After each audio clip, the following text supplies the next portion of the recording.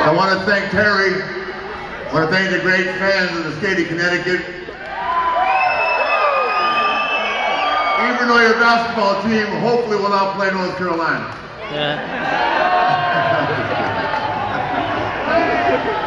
Just kidding. Anyway, thank you. Danbury, thank you for all the respect.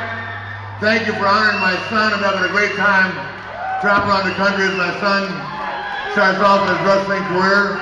I couldn't be prouder as a father, and prouder as a man to be traveling around with what I think and who I think will be a great world champion of the WWE someday.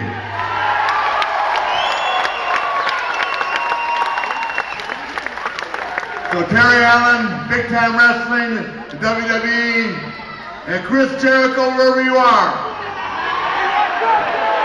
know that the 11 staples in my head, brother, you're going to feel every one of them.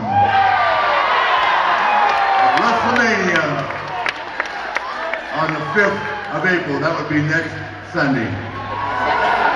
Thank you, Danbury.